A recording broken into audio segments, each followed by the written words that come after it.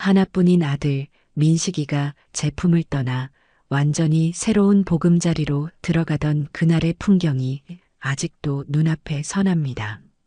제가 평생을 악착같이 모아 마련한 하늘과 가장 가깝다는 그 펜트하우스로 향하는 아들 내외의 뒷모습은 제게 뿌듯함이자 동시에 거대한 상실감이었어요.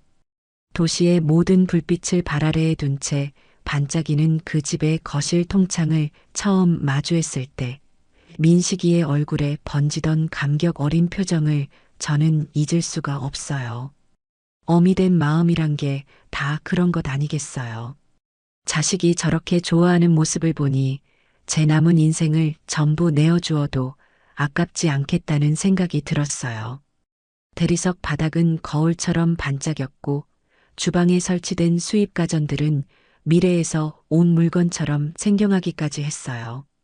이 모든 것이 이제 내 아들의 것이라 생각하니 텅 비어버린 제 통장 잔고 따위는 아무래도 좋았어요. 며느리 지은이는 입을 틀어막으며 집안 구석구석을 둘러보았죠. 어머님, 정말 여기가 저희 집이에요? 꿈만 같아요.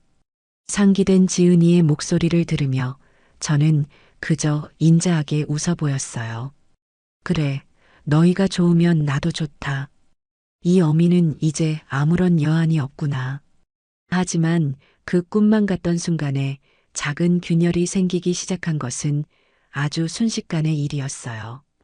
이삿짐 정리가 대충 마무리되고 이사업체 직원들이 모두 돌아간 뒤였어요.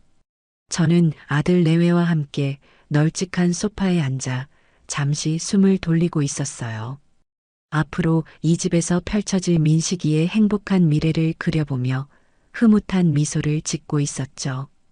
그때 지은이가 조심스럽게 입을 열었어요. 어머님, 정말 감사해요. 평생 이 은혜 잊지 않을게요. 그 말까지는 참 좋았어요. 그런데 이어지는 말은 제 심장에 작은 가시를 박는 듯 했어요. 그런데 어머님, 이제 여기도 엄연히 저희 부부의 공간이니까 앞으로 오실 때는 꼭 미리 연락을 좀 주셨으면 해요. 아시죠? 그 순간 거실의 공기가 차갑게 얼어붙는 것만 같았어요. 저는 무슨 말을 들은 건가 싶어 지은이의 얼굴을 멍하니 바라보았어요. 아들 민식이는 제 눈치를 살피며 어색하게 웃더군요. 지은이가 아직 뭘 잘 몰라서 그래요, 어머니. 너무 서운해하지 마세요.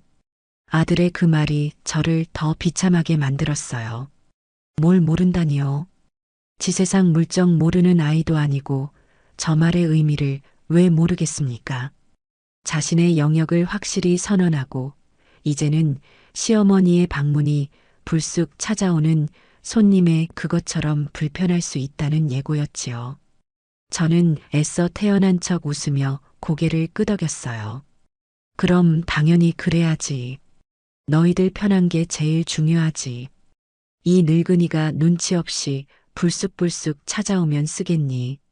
속으로는 서운한 마음이 파도처럼 밀려왔지만 아들의 새 출발에 찬물을 끼얹고 싶지는 않았어요. 그렇게 저는 제 손으로 마련한 그 집에서 스스로를 손님으로 규정하며 첫 발을 내디뎠어요. 그 후로 저는 펜트하우스가 지척에 보이는 근처의 작은 아파트에서 홀로 지내고 있어요. 아침에 눈을 뜨면 습관처럼 창밖을 내다봐요. 저 멀리 아침 햇살을 받아 금빛으로 빛나는 아들의 집을 바라보는 것으로 하루를 시작하는 것이죠. 마음 같아서는 매일이라도 찾아가 아침밥이라도 차려주고 싶지만 지은이의 그 말이 족쇄처럼 제 발목을 붙잡아요.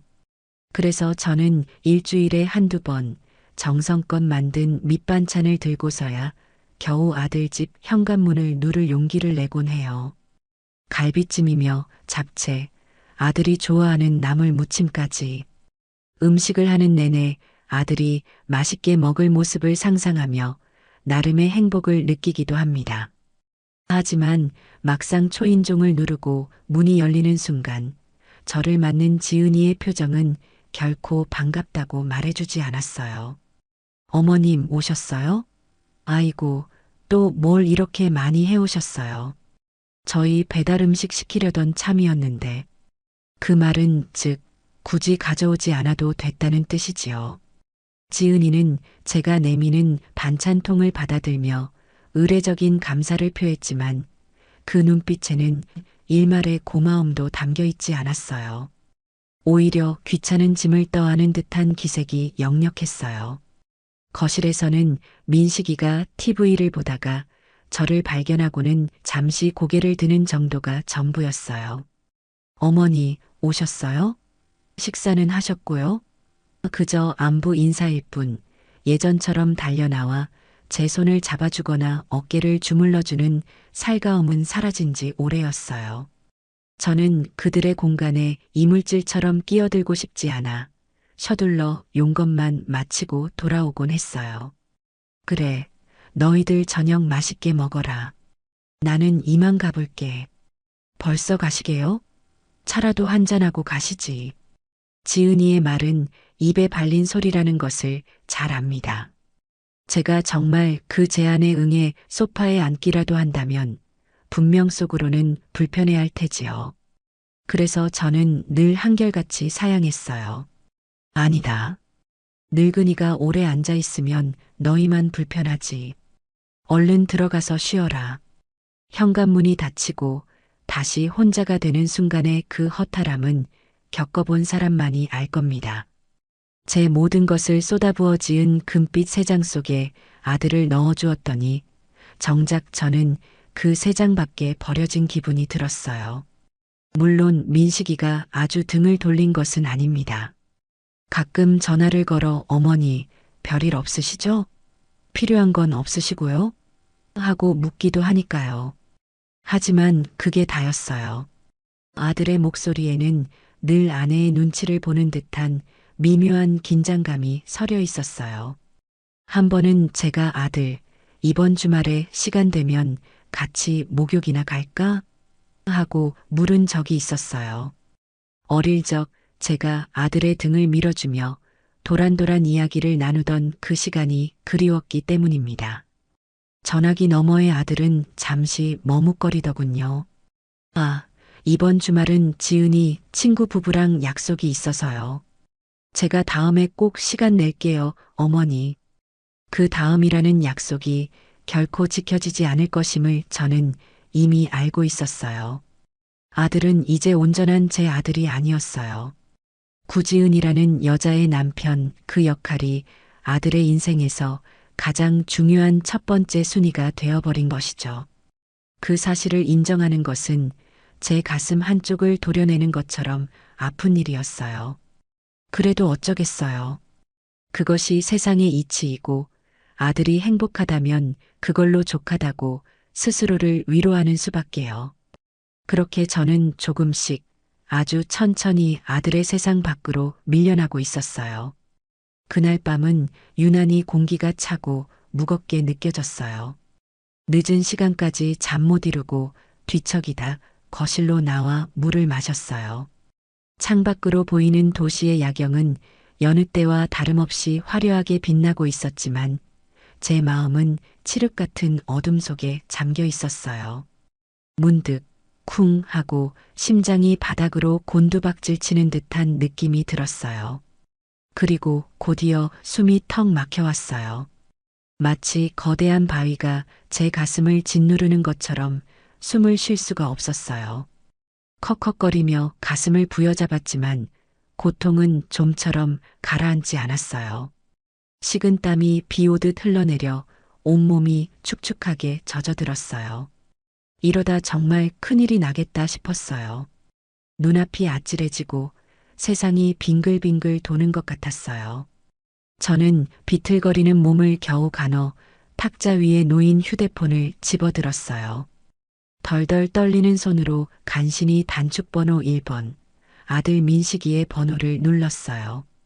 제발, 제발 받아라. 속으로 수십 번을 외쳤어요. 몇 번의 신호음이 흐르고 마침내 전화기 너머로 잠결에 잠긴 아들의 목소리가 들려왔어요. 여보세요? 어머니? 민 씨가 나다 나 좀 이상하다. 저는 간신히 목소리를 쥐어짰어요. 숨이 가빠 말이 제대로 이어지지 않았어요. 제 심상치 않은 목소리에 아들의 잠이 확 달아난 듯 했어요. 어머니, 왜 그러세요? 어디 안 좋으세요? 다급하게 외치는 아들의 목소리에 잠시 안도감이 들었어요. 그래, 나에게는 아직 아들이 있구나. 숨을 쉴 수가 없어 가슴이 너무 아프다. 아들아, 어머니, 지금 어디세요? 집이세요? 꼼짝 말고 기다리세요. 제가 금방 갈게요. 아들의 그 말에 끊어질 듯 위태롭던 희망의 끈을 다시 붙잡는 기분이었어요. 그런데 바로 그 순간이었어요. 전화기 너머로 날카롭고 짜증 섞인 며느리 지은이의 목소리가 희미하게, 하지만 아주 선명하게 들려왔어요. 누구야, 이 시간에? 또 어머님이야? 쉬하는 거 아니야? 지난번에도 그냥 좀 체한 거 가지고 사람을 들었다 놨다 하더니 그 말은 제 심장에 비수처럼 날아와 박혔어요. 쇼라니요. 제가 지금 죽을 것 같은 고통 속에서 연기를 하고 있다는 말입니까? 그 어떤 말보다 잔인하고 아픈 말이었어요. 전화기 너머의 아들은 당황한 듯 잠시 말을 잇지 못했어요. 며느리를 향해 그런 말하는 거 아니야. 하고 나지막이 쏘아붙이는 소리가 들리는 듯 했지만 이내 지은이의 더 큰 목소리에 묻혀버렸어요. 아니, 뭐가 아니야. 택시 부르면 5분이면 가는 응급실을 왜 굳이 우리를 오라가라야? 당신 내일 아침에 중요한 프레젠테이션 있는 거 잊었어? 잠 설치면 어쩌려고 그래. 며느리의 이기적인 외침은 제 마지막 기대를 산산조각 냈어요. 아들은 아내와 저 사이에서 잠시 갈등하는 듯 했어요. 그 짧은 침묵의 시간이 제게는 영원처럼 길게 느껴졌어요. 그리고 마침내 아들은 제게 세상에서 가장 잔인한 말을 내뱉고야 말았어요.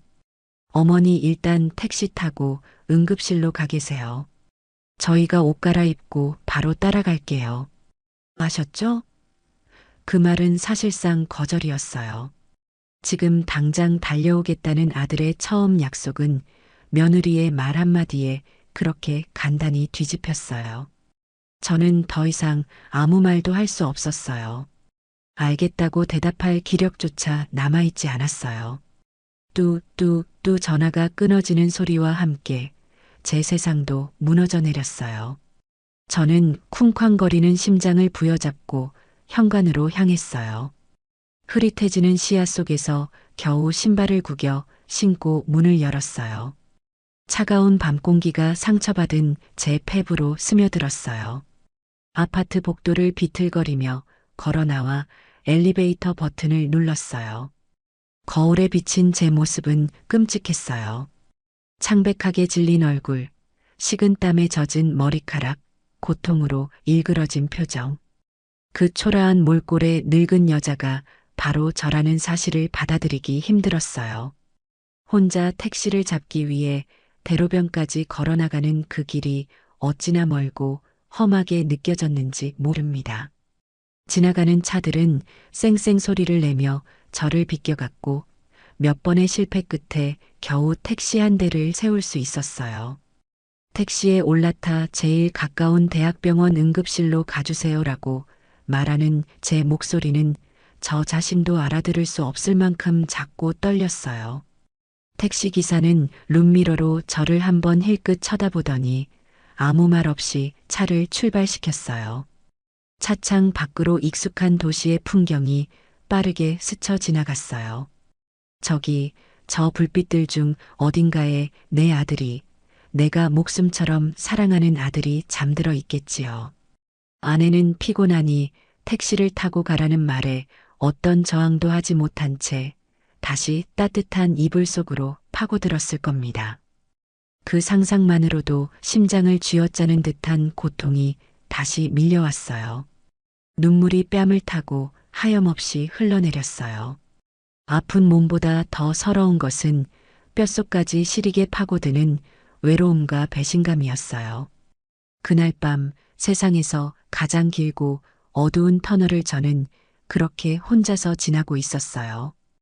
응급실의 소독약 냄새는 언제 맡아도 코끝을 시큰하게 만듭니다. 이리저리 뛰어다니는 의료진들, 고통을 호소하는 환자들의 신음소리, 보호자들의 불안한 얼굴들. 그 아수라장 같은 공간에 저는 덩그러니 혼자였어요. 접수를 하고 혈압을 재고 피를 뽑고 심전도 검사를 받는 모든 과정이 낯설고 두렵기만 했어요. 아들은 오지 않았어요.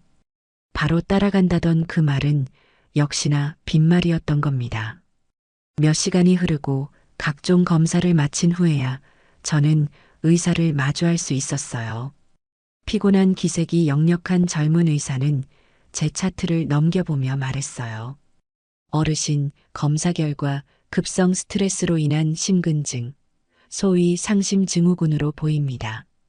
심장 근육이 일시적으로 충격을 받아 기능이 저하된 상태예요. 혹시 최근에 아주 큰 정신적 충격을 받으신 일이 있으신가요? 의사의 질문에 저는 아무 대답도 할 수 없었어요. 그저 고개만 가만히 저을 뿐이었어요.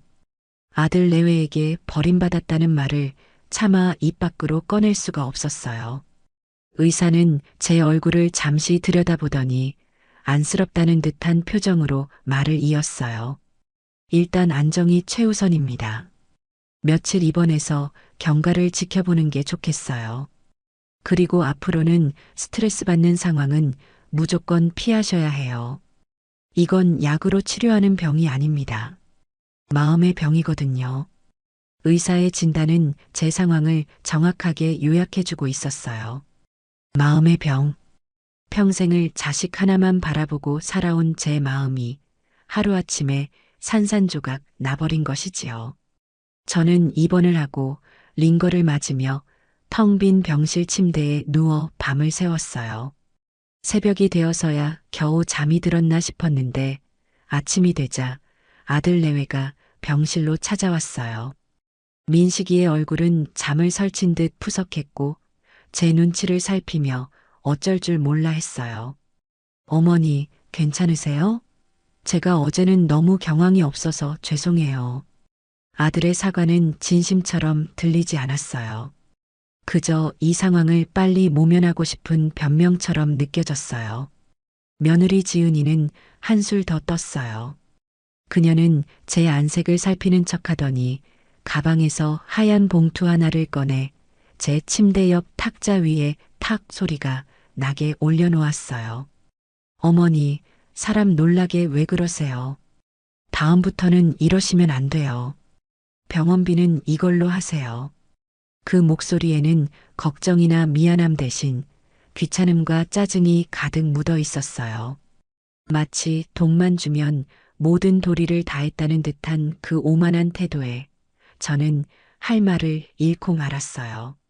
사과 한마디 없이 그저 돈으로 이 상황을 무마하려는 며느리의 행동은 제 남은 자존심마저 짓밟아 버렸어요.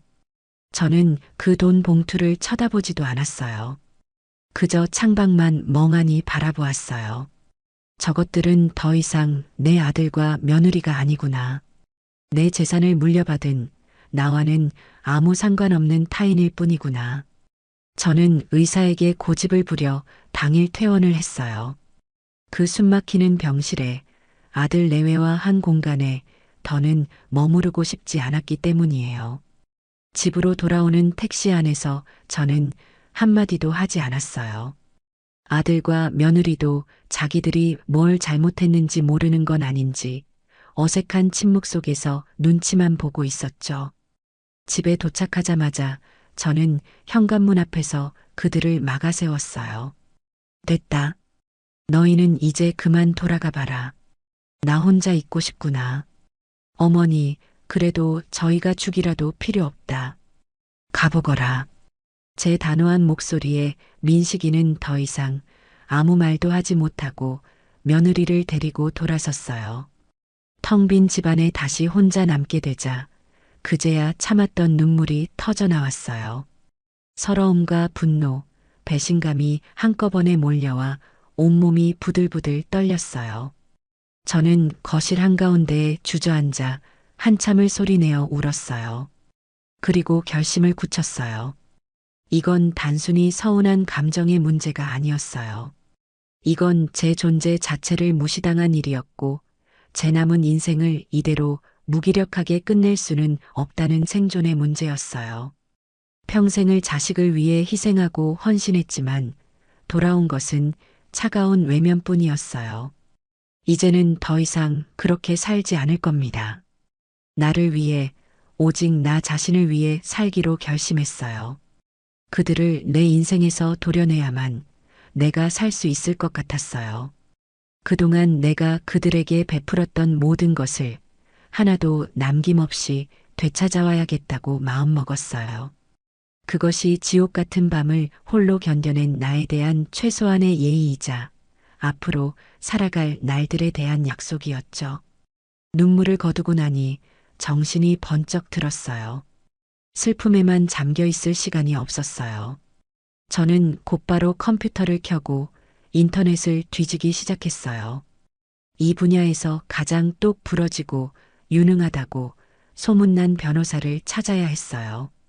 몇 날 며칠을 수소문한 끝에 저는 한 젊은 여성 변호사의 이름을 발견했어요.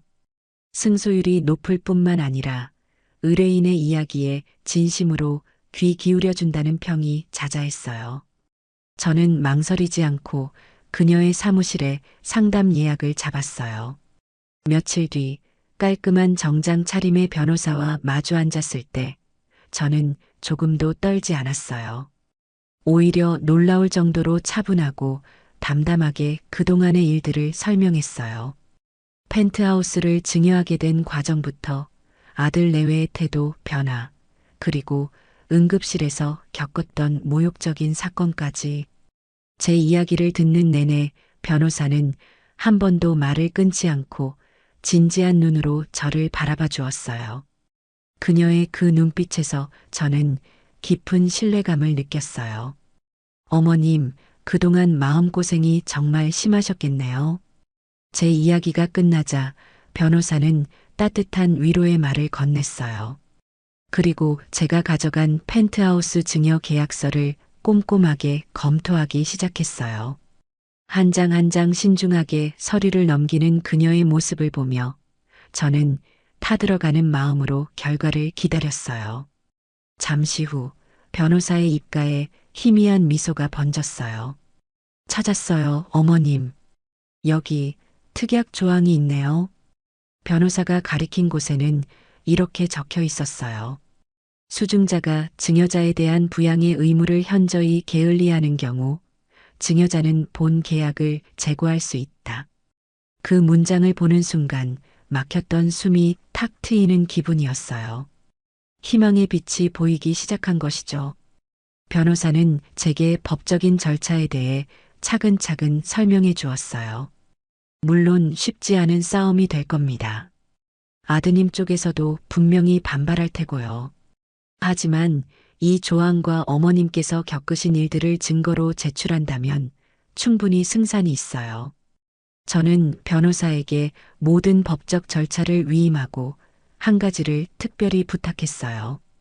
변호사님, 이 모든 일은 최대한 조용하게 제 아들 내외가 눈치채지 못하도록 진행해 주십시오. 그들이 알아차렸을 때는 모든 것이 끝난 후였으면 합니다. 제 단호한 의지를 확인한 변호사는 고개를 끄덕였어요. 알겠어요, 어머님. 그렇게 진행하도록 하죠. 사무실을 나오자 바깥 공기가 상쾌하게 느껴졌어요. 첫 번째 단추는 성공적으로 끼운 셈이었어요. 이제 다음 단계로 넘어가야 했어요. 저는 곧바로 국내 최고의 부동산 중개인에게 연락을 취했어요. VVIP 고객들만 상대한다는 보안이 철저하기로 유명한 사람이었어요. 전화 연결이 된 후 저는 제 신분을 밝히고 용건을 말했어요. 강남 펜트하우스를 매물로 내놓으려고 합니다. 다만 아주 특별한 조건이 있어요. 수화기 너머의 중개인은 잠시 놀란 듯 했지만 이내 프로다운 목소리로 응대했어요. 어떤 조건이신지 말씀해 주시죠, 회장님. 저는 나지막하지만 힘 있는 목소리로 말했어요. 이 매각은 그 집에 살고 있는 제 아들 내외는 물론 그 어떤 사람도 알아서는 안 됩니다. 완벽한 비밀 매각으로 진행해 주십시오. 제 요구에 중개인은 잠시 침묵했어요. 일반적인 거래 방식이 아니었기 때문이겠죠. 하지만 그는 이내 상황을 파악한 듯 했어요. 알겠어요. 쉽지는 않겠지만 최선을 다해 보겠어요. VVIP 고객 리스트를 통해 신원이 확실하고 구매 능력이 있는 분들에게만 조심스럽게 접근하도록 하겠어요. 저는 만족스러운 미소를 지으며 전화를 끊었어요. 내 인생의 가장 큰 자산이었던 그 집. 아들의 행복을 위해 기꺼이 내어주었던 그 금빛 세 장을 되찾기 위한 조용한 반격의 서막이 그렇게 올랐어요. 저는 더 이상 눈물 흘리는 약한 늙은이가 아니었어요. 내 것을 되찾고 내 인생의 주도권을 바로 세우기 위해 차가운 머리와 뜨거운 심장으로 무장한 전사였어요. 창밖으로 보이는 아들의 집을 바라보았어요. 이전처럼 아련하거나 서글픈 감정은 들지 않았어요. 대신 저 높은 성을 반드시 함락시키고야 말겠다는 차가운 결의가 제 마음속에서 불타오르고 있었어요. 이제 게임은 시작되었어요. 그날 이후 제 삶은 한편의 정교한 연극이 되었어요. 무대 위에 선 배우처럼 저는 아들과 며느리라는 관객을 향해 철저하게 계산된 연기를 펼쳐야만 했어요. 아침에 눈을 뜨면 가장 먼저 제 마음속의 차가운 결의를 다잡고 그 위에 온화하고 평범한 늙은 어미의 가면을 겹쳤었어요. 사소한 통화 한 통, 짧은 문자 메시지 하나에도 의심의 싹이 자라지 않도록 신중에 신중을 기했어요. 제 인생의 가장 중요한 작전을 수행하는 비밀 요원처럼 저는 그렇게 제 감정을 숨기고 일상을 연기했어요. 며칠 지나지 않아 아들에게서 전화가 걸려왔어요. 아마도 병실에서 보았던 제 냉랭한 모습과 집 앞에서 그들을 매몰차게 돌려보냈던 일이 내심 마음에 걸렸던 모양입니다. 수화기 너머로 들려오는 아들의 목소리에는 변명하고 싶은 기색과 어색한 염려가 뒤섞여 있었어요. 어머니, 잘 지내시죠? 그날은 저희가 정말 잘못했어요. 제가 지은이한테도 뭐라고 했고요. 몸은 좀 어떠세요? 식사는 잘 챙겨 드시는 거죠? 혼자 계셔서 영 마음이 놓이질 않네요. 저는 이 순간을 위해 수십 번도 더 연습한 가장 온화하고 인자한 목소리를 꺼내 들었어요. 속으로는 이제 와서 그런 말이 무슨 소용이냐는 비웃음이 차올랐지만 결코 티를 내지 않았어요. 어머, 우리 아들. 이 늙은이 걱정해 주는 건 너밖에 없구나. 그럼 괜찮고 말고. 그날은 내가 괜히 춘곤증처럼 기운이 없어서 그랬나 봐. 지금은 아주 팔팔해. 걱정 붙들어 매려무나. 제 예상 밖의 밝은 목소리에 아들은 잠시 말문이 막힌 듯 했어요. 저는 틈을 주지 않고 말을 이었어요. 그리고 어머니 혼자 있다고 마음 쓰지 마라. 내가 요즘 얼마나 바쁜지 너는 상상도 못할걸. 동네 문화센터에 등록했는데 거기서 시도 배우고 그림도 그린단다. 평생 해보고 싶었던 것들을 이제야 하나씩 해보는데 시간 가는 줄을 모르겠어. 친구들도 많이 사귀어서 점심 약속도 얼마나 많은지 몰라. 그러니 너는 네 아내 잘 챙기고 네 일에만 신경 쓰거라. 어미가 바라는 건 그것뿐이다. 제 길고도 명랑한 설명에 아들은 완전히 안심하는 눈치였어요. 아들의 마음속에 남아있던 작은 죄책감의 불씨마저 완벽하게 꺼버린 셈이죠. 아, 그러세요, 어머니? 정말 다행이네요. 바쁘게 지내신다니 제가 다 기분이 좋아요. 그럼 다음에 또 전화드릴게요. 아들은 가벼워진 목소리로 전화를 끊었고 저는 다음이라는 그 기약 없는 약속이 허공에 흩어지는 것을 조용히 지켜보았어요. 하지만 여우 같은 며느리는 아들처럼 어수룩하지 않았어요. 지은이는 짐승적인 본능으로 제게서 풍기는 미세한 변화의 냄새를 맡고 있었어요. 그녀의 의심에 확신을 더해준 것은 그녀가 그토록 중요하게 생각하는 허영심 가득한 세상의 소문이었어요. 어느 날 오후 지은이는 여느 때처럼 친구들과 강남의 한 호텔 라운지에서 브런치를 즐기고 있었다고 합니다. 값비싼 찻잔을 앞에 두고 서로의 명품 가방을 은근히 과시하며 대화를 나누던 중 부동산 재벌의 며느리라는 친구 하나가 아주 흥미로운 이야기를 꺼냈어요. 얘들아, 근데 너희 그거 들었어? 요즘 최상위 VVIP 부동산 시장의 지은이네 펜트하우스가 비밀 매물로 나왔다는 소문이 파다하던데? 다들 쉬쉬하면서도 알 사람들은 다 알더라고. 지은아, 너희 혹시 무슨 일 있는 거니? 남편 사업이라도 어려워진 거야? 그 순간 라운지의 모든 시선이 지은이에게로 쏠렸을 겁니다. 지은이는 애써 태연한 표정을 지으며 와인 잔을 들고 웃어 보였다고 해요. 어머, 호호. 넌 또 그런 헛소문을 어디서 듣고 와서 그러니? 말도 안 되는 소리. 우리 남편 사업은 아주 잘 되고 있거든. 그리고 우리 시어머니가 어떤 분인데 아들 내외 살고 있는 집을 내놓으시겠어. 아마 비슷한 다른 집이랑 헷갈린 거겠지. 그녀는 그렇게 능숙하게 상황을 무마했지만 집으로 돌아오는 내내 심장이 불안하게 뛰는 것을 막을 수는 없었을 겁니다. 그녀는 집에 도착하자마자 다급하게 제게 전화를 걸었어요. 제가 이 전화를 얼마나 기다렸는지 그녀는 꿈에도 몰랐을 겁니다. 어머님, 저지은이에요. 식사는 하셨고요? 다름이 아니라 제가 오늘 밖에서 너무 황당하고 기가 막힌 소리를 들어서요. 너무 웃겨서 어머님이랑 같이 웃으려고 전화드렸잖아요.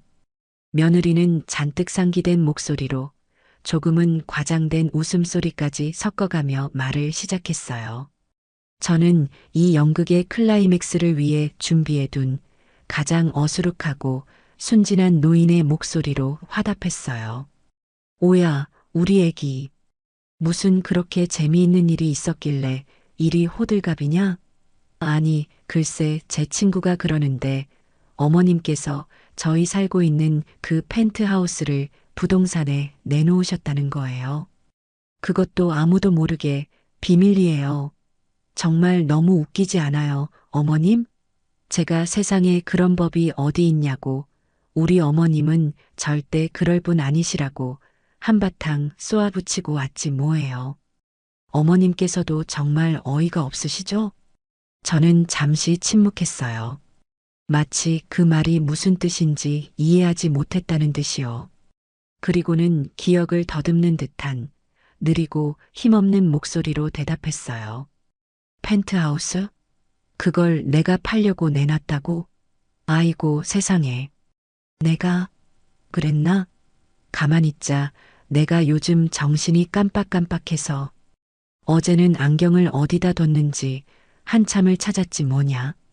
결국엔 머리 위에 쓰고 있더라니까. 호호. 근데 집을 파는 건 보통 큰일이 아니지 않니? 그렇게 중요한 일을 내가 기억 못할 리가 없는데 아마 네 친구가 뭘 잘못 알았을 게다. 아니면 내가 정말로 잠결에 그런 짓을 했나? 아이고 무서워라. 이 늙은이가 이제 정말 망령이 들었나 보다. 저는 일부러 더 과장되게 제 기억력을 탓하며 한탄했어요. 제 완벽한 연기에 며느리는 더 큰 혼란에 빠진 듯 했어요. 그녀가 원했던 대답은 단호한 긍정이나 부정이었을 텐데 저는 그 어느 쪽도 아닌 애매하고 흐릿한 반응으로 그녀를 안개 속에 가두어 버린 것이죠. 아, 네, 그렇죠, 어머님? 제가 그럴 거라고 했어요. 어머님께서 요즘 기력이 없으셔서 그러시니 제가 조만간 보약이라도 한 제 지어 갈게요.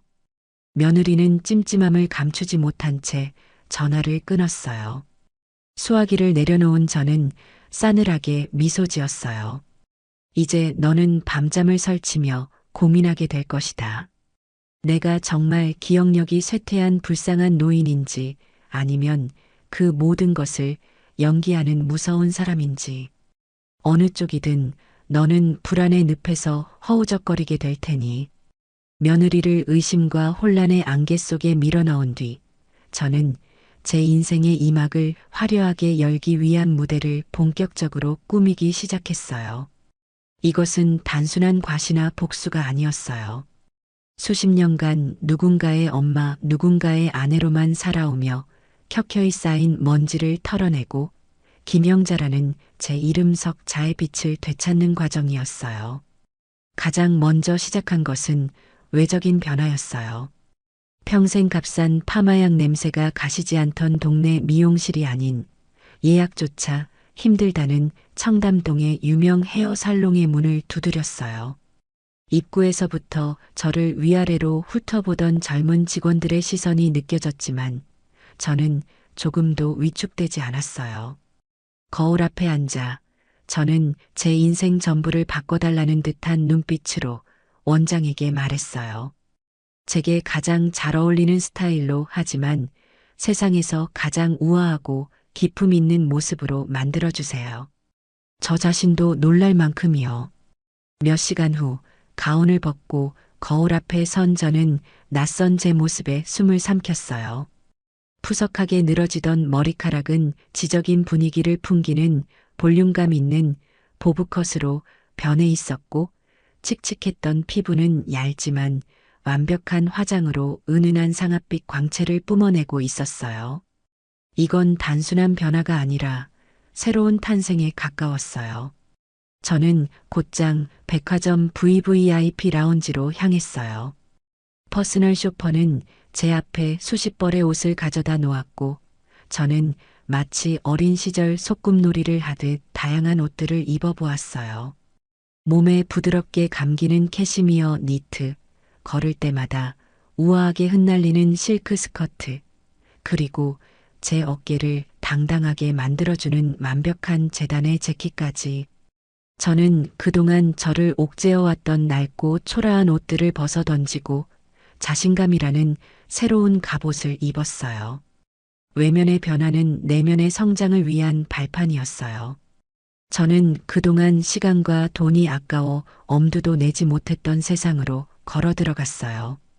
예술의 전당에서 열리는 클래식 강좌에 등록해 모차르트와 베토벤을 배웠고 소믈리에가 진행하는 와인 클래스에서 프랑스와 이탈리아를 여행했어요. 그곳에서 만난 사람들은 제가 이전에 알던 세상의 사람들과는 전혀 달랐어요. 모두 자신의 삶을 사랑하고 끊임없이 배우고 성장하려는 열정으로 가득 차 있었어요. 특히 저와 비슷한 시기에 남편을 보내고 혼자서 작은 출판사를 운영하고 있던 박 여사님과는 첫 만남부터 마음이 통했어요. 어느 날 오후 저희는 따뜻한 차를 앞에 두고 서로의 지나온 삶에 대해 오랫동안 이야기를 나누었어요. 형자 씨, 정말 대단한 결심을 했어. 나도 아들 녀석 장가 보내고 나서 한동안 얼마나 허전하고 쓸모없게 느껴졌는지 몰라. 마치 내 인생의 역할이 전부 끝난 것 같았지. 박 여사님의 말에 저는 깊이 고개를 끄덕였어요. 제 마음이 꼭 그랬어요. 제 모든 걸 쏟아부었는데 결국 남은 건 텅 빈 껍데기뿐인 것 같았죠. 그러자 박 여사님은 제 손을 따뜻하게 잡아주며 말했어요. 아니야, 형자씨. 그건 끝이 아니라 새로운 시작을 알리는 신호였던 거야.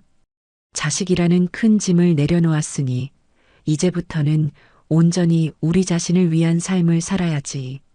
더 멋지게, 더 자유롭게. 그깟 펜트하우스보다 100배, 1000배는 더 근사한 김영자라는 집을 짓는 거야. 내가 옆에서 열심히 응원할게. 그녀의 진심 어린 격려에 저는 목이 메어왔어요. 세상에 내 편이 있다는 것, 내 이야기를 들어주고 내 선택을 지지해주는 친구가 있다는 것이 얼마나 큰 힘이 되는지 저는 그날 처음으로 깨달았어요. 그리고 마침내 며느리의 작은 세상에 거대한 파문을 일으킬 그날이 왔어요. 박 여사님과 저는 지은이가 친구들과 자주 찾는다는 갤러리 카페를 아주 우연히 방문했어요. 저는 그날을 위해 가장 아껴두었던 코발트 블루 색상의 실크 블라우스를 입었고 목에는 자그마한 다이아몬드 목걸이를 걸었어요. 카페 안으로 들어서는 순간 저희는 모든 사람의 시선을 한 몸에 받았어요. 그리고 저 멀리 가장 좋은 창가 자리에 앉아 조잘거리고 있는 며느리 지은이와 그녀의 친구들이 보였어요. 지은이는 저를 발견하고는 마치 유령이라도 본 사람처럼 표정이 굳어졌어요. 손에 들고 있던 찻잔을 내려놓는 소리가 제게까지 들리는 듯 했어요. 눈은 금방이라도 튀어나올 것처럼 커졌고 입은 살짝 벌어져 닫힐 줄을 몰랐어요. 제가 알던 늘 무채색 옷만 입고 푸석한 얼굴을 하고 있던 시어머니가 아니었으니까요. 저는 그녀의 그 놀란 표정을 마음껏 감상하며 아주 천천히 그리고 우아하게 그녀의 곁을 지나쳐갔어요. 그리고는 마치 처음 보는 사람에게 건네는 의례적인 인사처럼 아주 희미한 미소와 함께 가볍게 목례를 건넸어요. 그뿐이었어요. 더 이상의 아는 척도 말도 없었어요. 저는 박 여사님과 함께 예약된 자리에 앉아 방금 전까지 지은이가 그랬던 것처럼 즐겁게 웃고 떠들기 시작했어요. 다가올 유럽 여행 계획과 어젯밤에 보았던 오페라의 감동에 대해서요. 제 등 뒤에 박힌 며느리의 불타는 듯한 시선이 느껴졌어요. 그 시선 안에는 경악, 불신, 그리고 숨길 수 없는 질투와 분노가 뒤섞여 있었어요. 그 시선을 온몸으로 느끼며 저는 제가 이 게임의 주도권을 완벽하게 가져왔음을 확신했어요.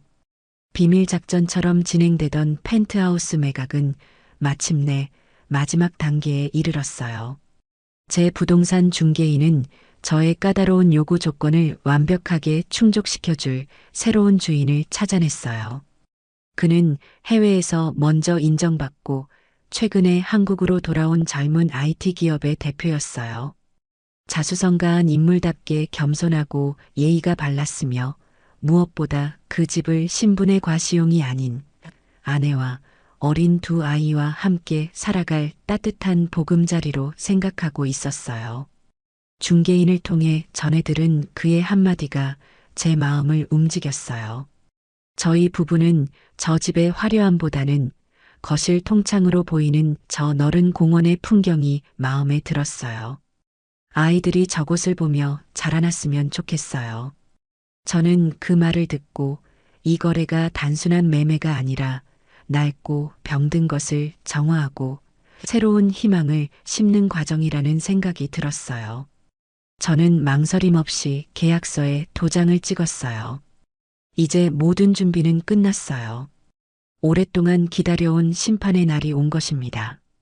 그날 저녁 저는 아들과 며느리에게 각각 전화를 걸었어요. 제 목소리는 가을 서리처럼 차갑고 단단했어요. 나다. 너희와 상의가 아닌 통보를 할 아주 중요한 이야기가 있다. 오늘 저녁 7시 정각에 두 사람 모두 내 아파트로 오너라. 단 1분도 늦지 않도록 해라. 아들은 제 목소리에 담긴 서늘한 기운을 감지하고는 어머니, 갑자기 무슨 일이세요? 꼭 오늘이어야 해요?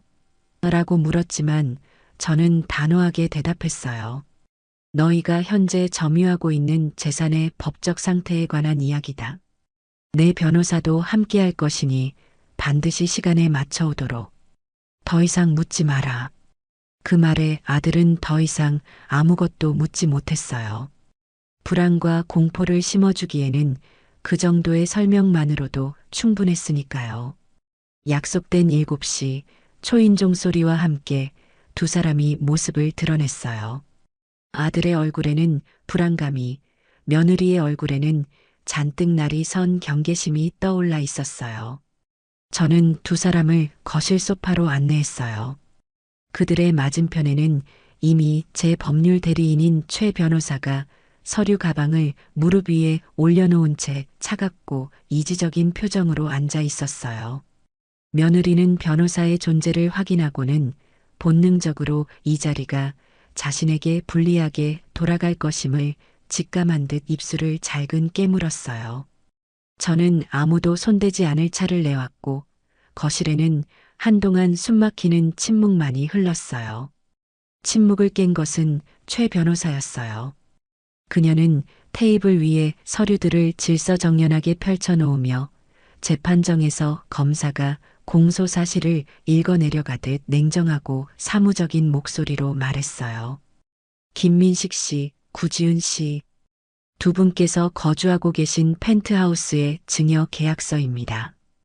다들 아시다시피 이 계약서에는 수증자가 증여자에 대한 부양 의무를 현저히 게을리했을 경우 증여자는 계약을 철회할 수 있다는 특약 조항이 명시되어 있어요. 최 변호사는 제가 응급실에 실려갔던 날의 통화 기록과 진단서뿐만 아니라 그동안 제가 그들의 집을 방문했을 때마다 며느리가 보였던 무시와 냉대의 정황들을 날짜별로 정리한 자료까지 증거로 제시했어요. 이에 증여자이신 김영자 여사님께서는 두 분이 부양 의무를 이행하지 않았다고 판단하셨으며 이는 법률적으로도 타당한 근거를 가집니다. 그리하여 증여 철회권을 행사하기로 최종 결정하셨어요. 변호사의 말이 끝나자 저는 천천히 입을 열었어요.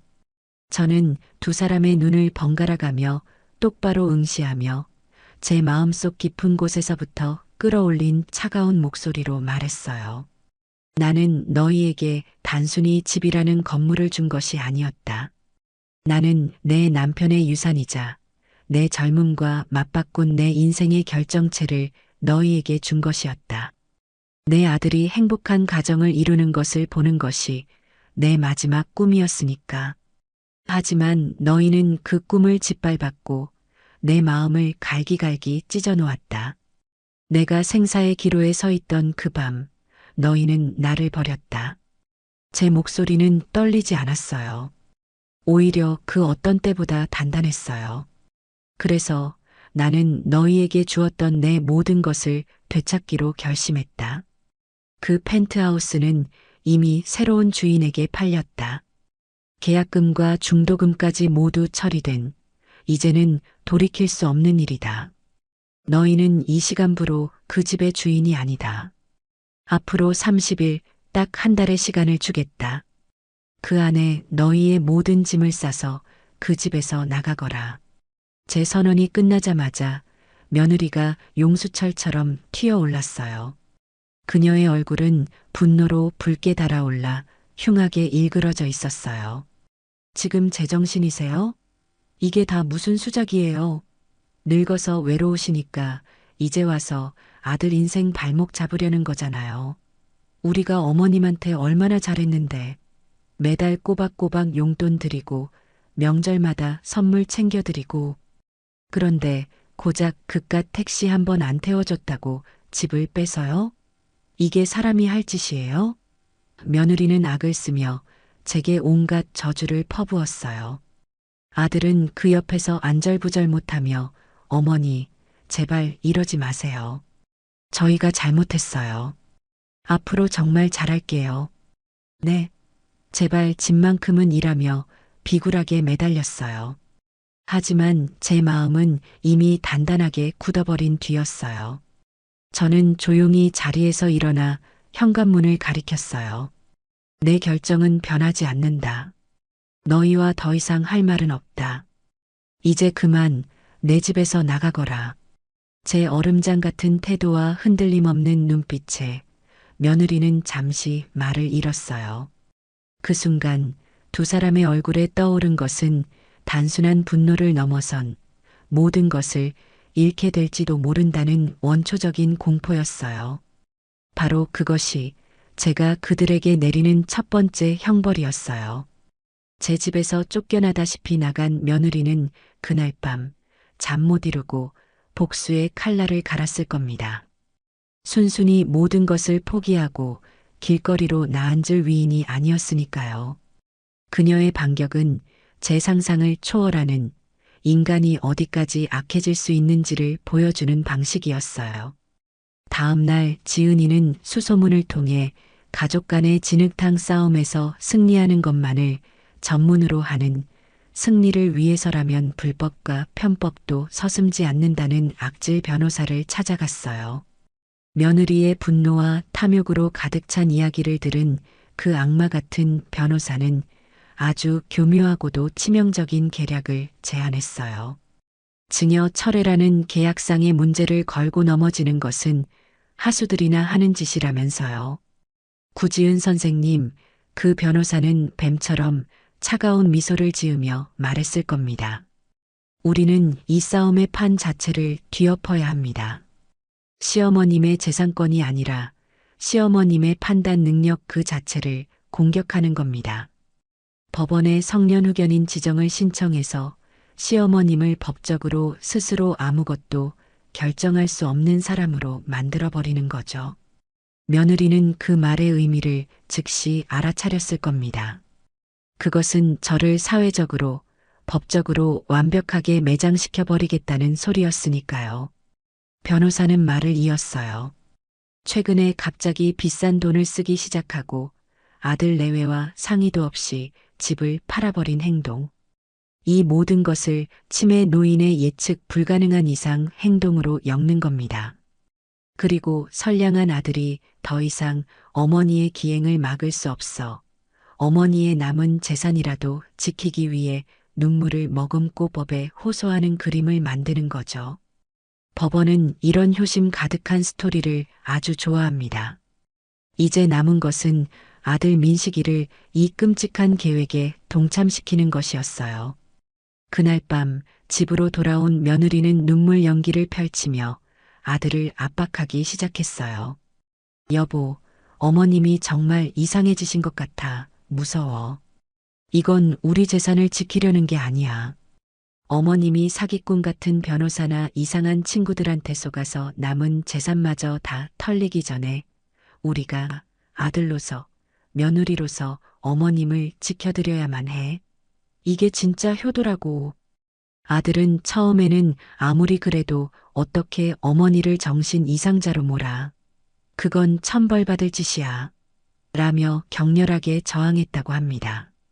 하지만 며느리와 그녀의 변호사가 벌이는 집요한 가스라이팅과 눈앞에서 펜트하우스와 함께 모든 것을 잃게 될 거라는 공포는 결국 아들의 마지막 남은 이성과 양심을 마비시키고 말았어요. 저는 그 순간 아들의 마음속에서 벌어졌을 처절한 싸움을 상상해 봅니다. 제 따뜻했던 품을 기억하는 아들과 아내의 탐욕에 물든 남편으로서의 아들이 싸웠겠죠. 그리고 결국 아들은 아내의 손을 들어주고 말았어요. 제 아들은 제 손으로 직접 자신의 어머니가 정신적으로 온전치 못하니 모든 법적 권리를 박탈해 달라는 서류에 떨리는 손으로 서명했어요. 제 아들의 이름 석자가 제 심장을 꿰뚫는 가장 날카로운 창이 되어버린 순간이었습니다. 얼마 지나지 않아 법원에서 보낸 등기우편이 도착했어요. 얇은 서류 봉투였지만 그 무게는 천근만근처럼 느껴졌어요. 봉투를 뜯는 손이 사시나무처럼 떨려왔어요. 안에는 성년후견 개시 심판 청구서라는 차가운 글자가 찍혀 있었어요. 그리고 청구인의 이름 칸에 선명하게 박혀있는 김민식, 구지은이라는 두 개의 이름. 그 이름을 보는 순간 제 세상의 모든 소리가 사라졌어요. 숨이 쉬어지지 않았고 눈앞이 하얗게 변했어요. 응급실에서의 배신감은 차라리 서러운 눈물이라도 흘릴 수 있었지만 이것은 그보다 더 깊은 차원의 존재 자체가 갈기갈기 찢겨나가는 듯한 고통이었어요. 내 아들이, 내가 낳고 기른 내 아들이 나를 이 세상에 존재하지만 존재하지 않는 사람으로 만들려 하고 있었어요. 저는 그 자리에 주저앉아 한참을 움직이지 못했어요. 눈물조차 나오지 않았어요. 슬픔이 너무 깊으면 오히려 눈물이 마른다는 말을 그때 실감했어요. 하지만 그 깊은 절망의 잿더미 속에서 아주 작고 뜨거운 불씨 하나가 타오르기 시작했어요. 그것은 분노였어요. 감히 내 아들을 등에 업고 나를 능멸하려 드는 저 천박한 것들에 대한 참을 수 없는 분노. 그리고 그런 것들에게 넘어가 스스로의 영혼을 팔아버린 어리석은 아들에 대한 원망. 저는 비틀거리며 자리에서 일어났어요. 그리고 제 휴대폰을 들어 최 변호사에게 전화를 걸었어요. 제 목소리는 놀라울 정도로 차분하고 고요했지만 그 안에는 용암 같은 분노가 들끓고 있었어요. 최 변호사님, 저입니다. 방금 선전포 고문을 받았어요. 제 아들과 며느리가 제 목에 칼을 들이밀었네요. 수화기 너머의 침묵이 그 무게를 말해주고 있었어요. 좋아요. 이제 더 이상 망설일 이유가 사라졌어요.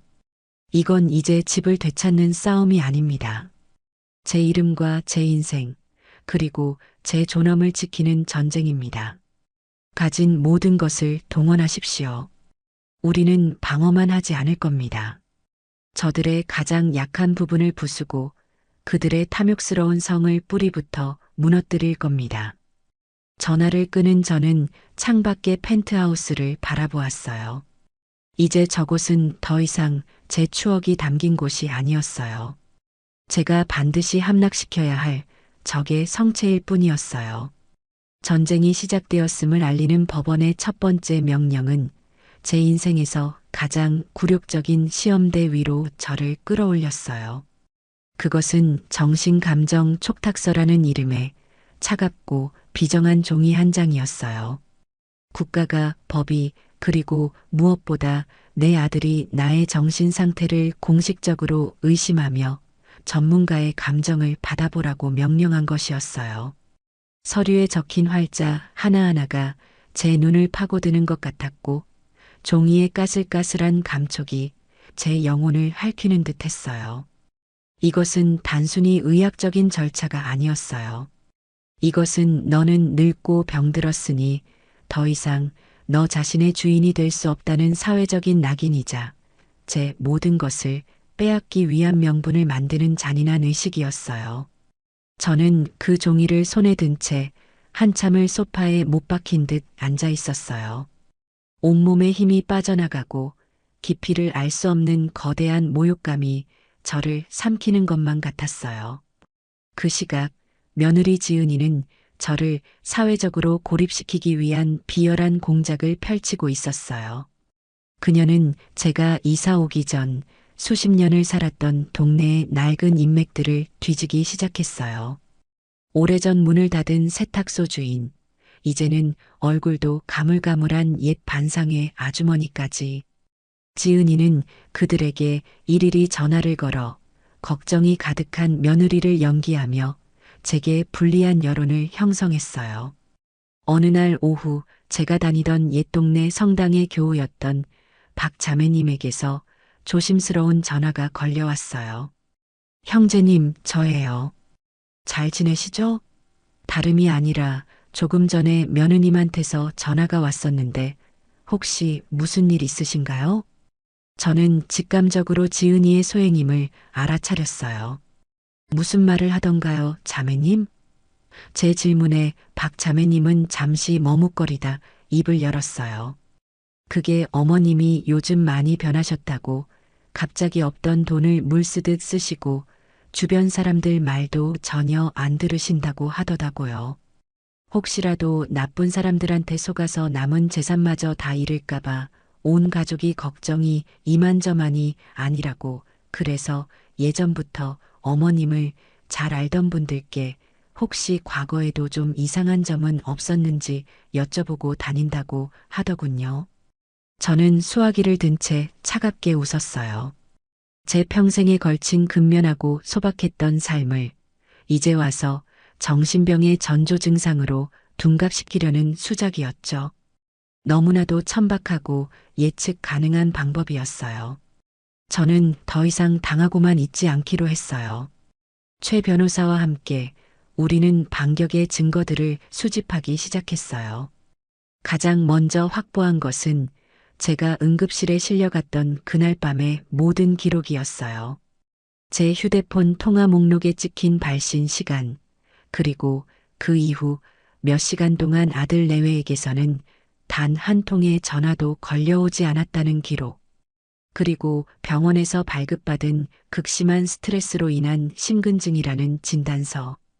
이것은 그들이 주장하는 어머니를 향한 염려가 얼마나 위선적인 거짓말인지를 증명하는 가장 확실한 증거였어요.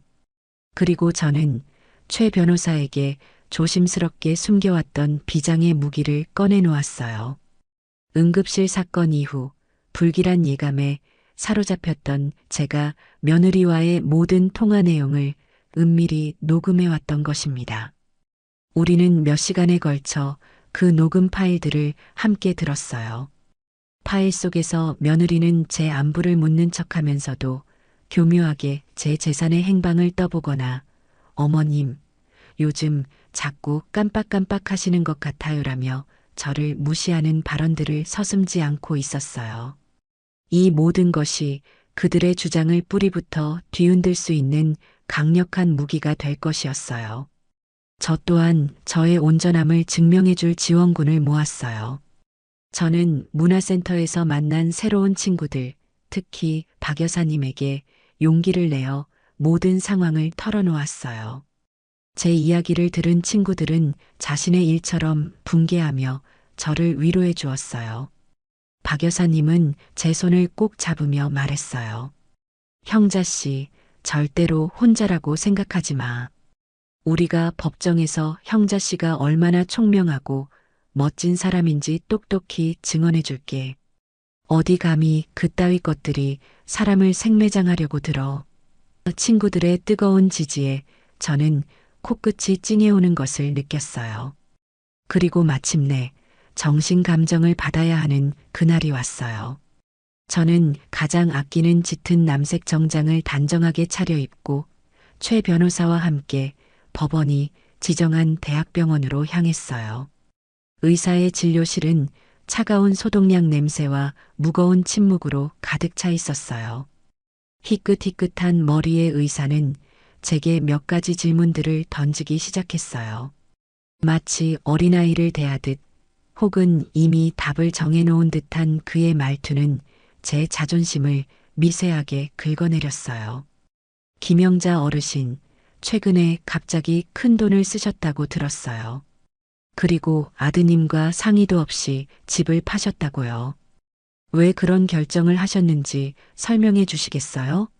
혹시 누군가의 강요나 설득이 있었던 것은 아닌가요? 저는 조금도 떨지 않고 의사의 눈을 똑바로 바라보며 차분하게 입을 열었어요. 제 목소리는 낮고 조용했지만 그 안에는 강철 같은 힘이 실려 있었어요. 의사 선생님, 저는 지난 40년 동안 제 이름으로 된 돈을 단 한 번도 저를 위해 써본 적이 없어요.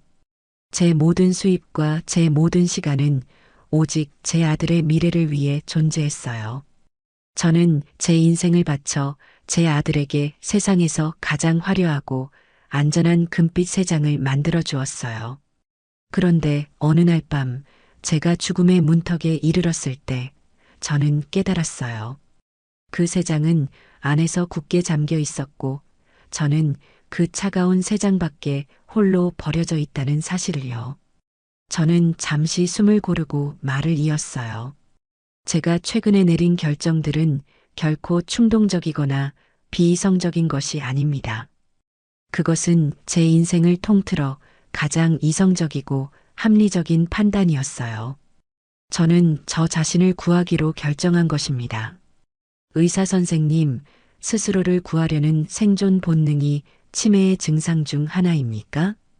제 논리 정연하고도 절절한 대답에 의사의 얼굴에 스쳐 지나가는 미세한 놀라움의 파동을 저는 놓치지 않았어요. 그날 병원을 나서며 저는 감정의 결과가 어떻게 나오든 상관없다고 생각했어요. 저는 세상이 씌우려는 굴욕적인 프레임 앞에서 결코 무너지지 않았으니까요. 제 정신의 주인은 오직 저 자신이라는 사실을 스스로에게 증명해낸 것만으로도 충분했어요. 성년후견인 지정 신청이라는 암초에 부딪히면서 순조롭게 진행되던 펜트하우스 매각 절차는 급제동이 걸리고 말았어요. 법적 분쟁이 해결될 때까지 모든 소유권 이전 절차가 중단된다는 통보를 받았을 때 저는 잠시 눈앞이 캄캄해지는 것을 느꼈어요. 며느리의 계략이 제 숨통을 조여오기 시작한 것이죠. 부동산 중개인은 제게 전화를 걸어 매수자인 젊은 대표 한정우 씨가 이 모든 상황을 알게 되었다고 전했어요. 저는 그가 당연히 계약을 파기할 것이라고 생각했어요. 이런 지저분한 가족 싸움에 휘말리고 싶어 할 사람은 세상에 없을 테니까요. 그런데 며칠 뒤 저는 한 대표로부터 직접 만나고 싶다는 연락을 받았어요.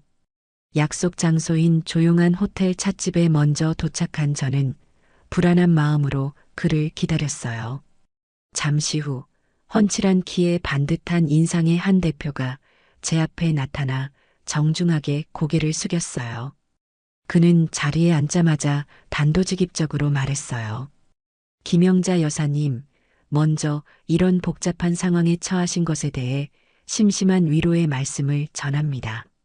저는 씁쓸하게 웃으며 대답했어요. 한 대표님께 정말 면목이 없어요. 저 때문에 괜한 곤란을 겪게 해드렸네요. 계약은 깨끗하게 파기하셔도 좋아요. 위약금은 제가 책임지겠어요. 그러자 한 대표는 단호하게 고개를 저었어요. 그의 눈빛은 진지하고 단단했어요. 여사님, 저는 이 계약을 파기할 생각이 전혀 없어요. 그의 예상 밖의 말에 저는 놀라 눈을 동그랗게 떴어요. 저는 아주 어린 나이에 부모님을 모두 여의고 제 두 손으로 지금의 회사를 일구었어요. 그래서 저는 한 사람이 평생을 바쳐 쌓아 올린 것의 가치와 무게를 누구보다 잘 압니다. 여사님의 아드님과 며느님이 하시는 행동은 제가 사업을 하며 가장 경멸하는 종류의 것입니다. 노력 없이 속임수와 조종을 통해 다른 사람의 성과를 가로채려는 파렴치한 행위지요. 저는 그런 부류의 사람들을 저의 경쟁 상대로 생각합니다. 그는 잠시 말을 멈추고는 더욱 진지한 목소리로 말을 이었어요. 그리고 저는 여전히 그 집을 원합니다. 현재 살고 있는 사람들의 탁한 기운에도 불구하고 그 집은 여사님의 좋은 에너지가 깃든 곳이라고 믿어요. 제가 그 집에 들어가기 위해서는 여사님께서 이 싸움에서 반드시 이기셔야만 합니다. 그러니 부디 제가 여사님의 싸움에 전략적 투자를 할 수 있도록 허락해 주십시오. 저는 그의 제안에 담긴 진심을 느낄 수 있었어요. 그는 단순한 동정이 아닌 비즈니스 파트너로서의 연대를 제안하고 있었어요. 대표님의 마음은 정말 감사하지만 이건 저의 문제입니다. 대표님까지 끌어들일 수는 없어요. 제가 사양하자 그는 부드럽지만 단호한 어조로 말했어요. 여사님, 이것은 자선이 아닙니다. 저는 제가 원하는 것을 얻기 위해 제 파트너의 승리를 돕는 것뿐입니다. 제 인력과 자원을 마음껏 사용하십시오. 진실을 밝히는데 도움이 될 겁니다. 부디 저를 여사님의 보이지 않는 검으로 생각해 주십시오.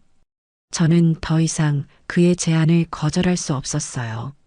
세상이 모두 제게 등을 돌렸다고 생각했을 때 전혀 예상치 못한 곳에서 나타난 든든한 아군이었어요.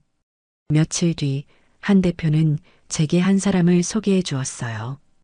그는 국가정보기관 출신이라는 경력을 가진 눈빛이 매처럼 날카로운 사설 탐정이었어요.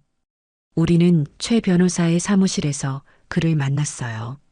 저는 그에게 많은 것을 요구하지 않았어요.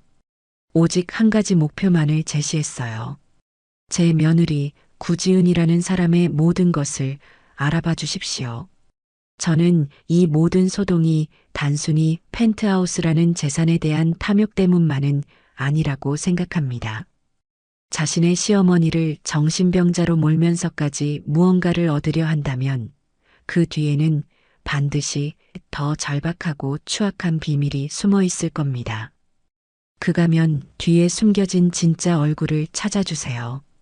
그날부터 탐정의 은밀한 조사가 시작되었어요. 며칠이 멀다 하고 그의 보고가 최 변호사를 통해 제게 전달되었어요. 보고서의 내용은 상상을 초월하는 것들이었어요. 탐정은 며느리가 주기적으로 강남의 한 고급 오피스텔에 위치한 불법 사채 사무실을 드나드는 장면을 포착했어요. 그는 며느리 친정의 모든 재무 상태를 파헤쳤고 그 결과 수십억에 달하는 빚더미 위에 아슬아슬하게 서 있다는 사실을 밝혀냈어요. 특히 며느리의 아버지가 상습적인 노름 중독자이며 최근 해외 원정 노름으로 인해 폭력 조직과 연계된 사채에까지 손을 댔다는 충격적인 사실도 드러났어요. 또한 탐정은 며느리가 아들 몰래 회사의 법인 카드를 유용하고 비자금을 조성해 친정의 빚을 갚는데 사용해 온 정황까지 포착했어요. 모든 조각들이 맞춰지고 있었어요. 며느리가 벌인 이 모든 미친 짓의 이유는 무너져가는 자신의 친정을 구하기 위한 마지막 발악이었던 겁니다. 탐정은 마지막 보고서와 함께 모든 증거가 담긴 두툼한 파일을 제게 건넸어요. 그 파일은 이 더러운 전쟁을 끝낼 수 있는 가장 강력하고 치명적인 무기였어요. 가정법원의 신문기일, 법정 안의 공기는 차갑고 날카로운 유리 조각처럼 느껴졌어요.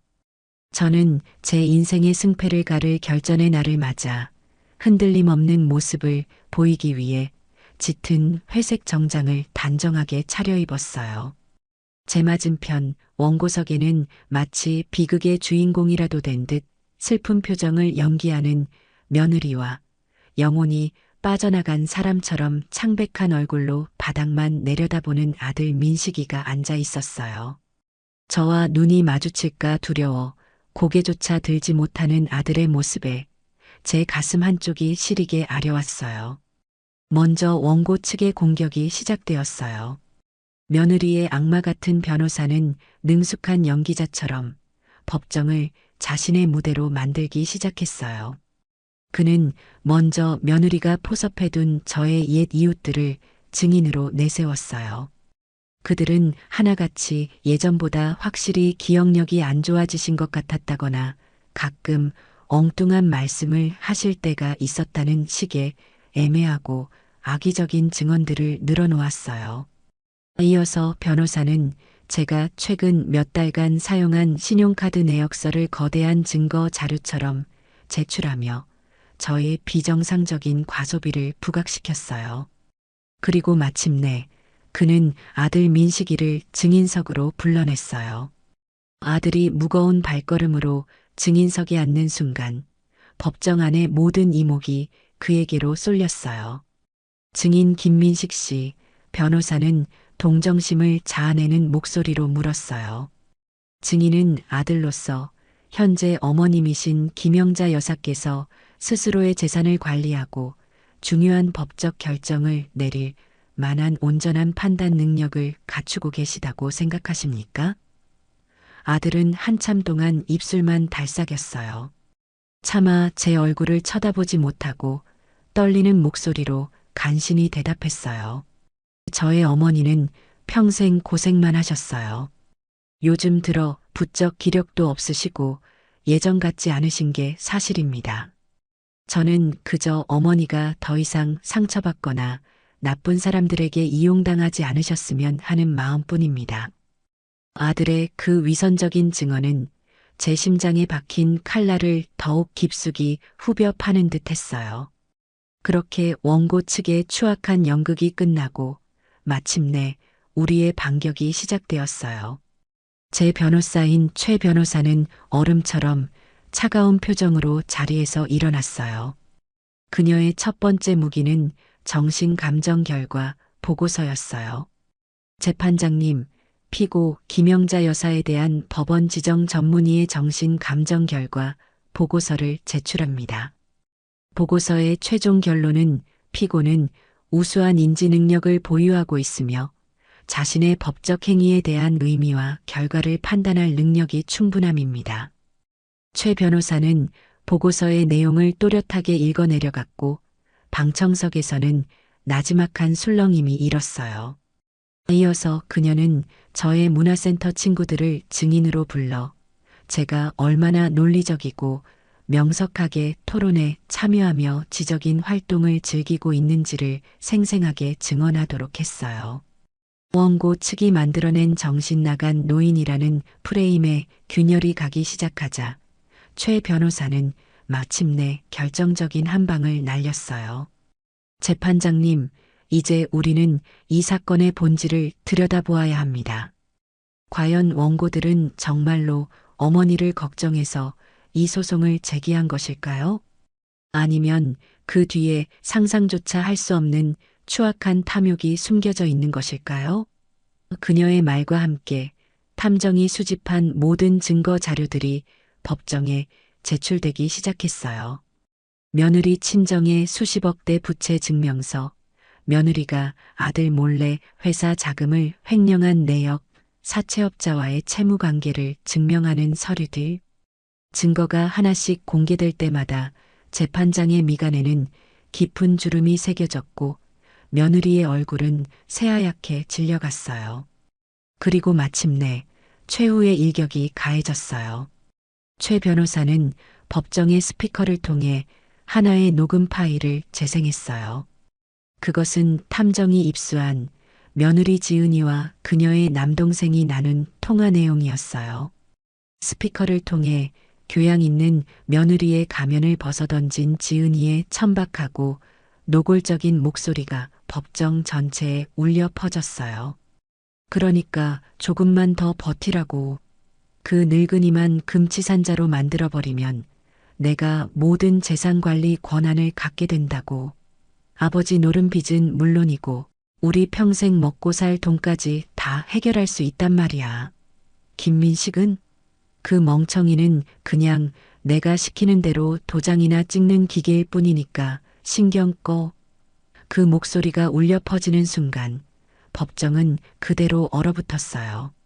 며느리는 비명을 지르며 거짓말이야. 다 조작된 거라고 소리쳤지만 아무도 그녀의 말을 믿지 않았어요. 아들 민식이는 마치 온 세상이 무너진 듯한 표정으로 자신이 그토록 사랑하고 믿었던 아내를 망연자실하게 바라보고 있었어요. 그 순간 저는 조용히 눈을 감았어요. 승리의 순간이었지만 조금도 기쁘지 않았어요. 모든 것이 부서져 내리는 소리가 들리는 듯 했어요. 재판장의 망치 소리는 마치 사형 선고처럼 법정 안에 무겁게 울려 퍼졌어요. 판사는 제 인생에서 가장 통쾌하고도 가장 서글픈 판결을 내렸어요. 그는 아들 내외가 제기한 성년후견인 지정 신청을 법률 제도를 악용한 악의적이고 파렴치한 행위라고 규정하며 단칼에 기각했어요. 그리고는 싸늘한 목소리로 며느리 구지은의 사기, 횡령, 위증 혐의에 대해 검찰에 정식으로 수사를 의뢰하겠다고 선언했어요. 법의 심판은 그렇게 한치의 오차도 없이 그들의 죄를 겨누었어요. 완벽한 승리였어요. 법정 밖 복도는 아수라장이었어요. 모든 진실을 마주하게 된 아들 민식이는 더 이상 아내의 편에 서 있을 수 없었어요. 그는 핏기 하나 없는 얼굴로 며느리의 팔을 거칠게 붙잡고 소리쳤어요. 그의 목소리는 배신감과 치욕, 그리고 스스로에 대한 혐오로 격렬하게 떨리고 있었어요. 전부 거짓말이었어? 나한테 했던 그 모든 말이, 우리 어머니를 지켜야 한다는 그 말이 전부 다 네 가족의 노른 빚을 갚기 위한 연극이었어? 어떻게 나한테 이럴 수가 있어. 네가 어떻게 내 어머니한테 아니, 네가 어떻게 사람으로서 그런 짓을 할 수가 있냔 말이야. 며느리는 이제 더 이상 연기조차 하지 않았어요. 그녀는 악에 받친 표정으로 아들의 손을 뿌리치며 소리쳤어요. 그래, 그래서 뭐, 어차피 그 돈 다 우리 거 될 거였잖아. 당신은 뭐 깨끗한 줄 알아? 내가 주는 돈으로 명품 휘감고 외제차 굴리면서 좋아할 땐 언제고, 이제 와서 순진한 피해자인 척하지 마. 이 마마보이, 등신 같은 인간아. 그들의 추악한 싸움을 뒤로한 채 저는 최 변호사와 함께 조용히 법원을 빠져나왔어요. 그들의 관계는 그렇게 가장 비참하고 끔찍한 방식으로 끝을 맺었어요. 며칠 뒤 법적 장애물이 모두 사라지면서 펜트하우스의 매각 절차가 모두 마무리되었어요. 저는 한정우 대표와 마주 앉아 마지막 서류에 도장을 찍고 그에게 집의 모든 키를 건네주었어요. 한 대표는 제 손을 잡으며 진심 어린 존경의 눈빛으로 말했어요. 여사님의 용기에 깊은 감명을 받았어요. 부디 이제는 모든 것을 잊고 평안을 되찾으시길 바랍니다. 저는 그저 희미하게 웃어 보일 뿐이었어요. 집을 되찾은 것이 아니라 제 인생의 가장 아픈 부분을 도려낸 기분이었어요. 저는 이제 법적으로 완벽하게 자유로워졌고 제 평생 만져보지 못할 만큼의 거대한 부를 손에 쥐게 되었어요. 하지만 승리의 대가는 너무나도 컸어요. 제 곁에는 아무도 남지 않았어요. 아들은 그날 이후 모든 연락을 끊고 잠적해버렸어요. 그가 느낄 죄책감과 수치심의 무게가 그를 세상으로부터 숨게 만들었을 겁니다. 저는 전쟁에서는 이겼지만 제 유일한 혈육을 잃어버린 셈입니다. 그날 밤 저는 홀로 저의 작은 아파트 거실에 앉아 있었어요. 승리의 기쁨은 어디에도 없었고 오직 거대한 공허함과 고독만이 저를 감싸고 있었어요. 테이블 위에는 아들이 어릴 적 환하게 웃고 있는 낡은 흑백 사진이 놓여 있었어요. 사진 속의 아이는 세상에서 가장 순수한 눈으로 저를 바라보고 있었어요. 저는 그 사진을 어루만지며 이 모든 싸움이 시작된 이후 처음으로 소리내어 울었어요. 제 자신을 위해 흘리는 눈물이 아니었어요. 제가 그토록 지키고 싶었지만 결국은 잃어버리고만 제 어리석은 아들을 위한 눈물이었어요. 얼마나 울었을까. 눈물을 닦고 일어선 저는 창밖을 바라보았어요. 어둠 속에서도 도시의 불빛은 별처럼 빛나고 있었어요. 그리고 문득 이런 생각이 들었어요. 이 모든 불행과 탐욕의 씨앗이 되었던 이 거대한 돈. 이 돈을 이대로 썩힐 수는 없다.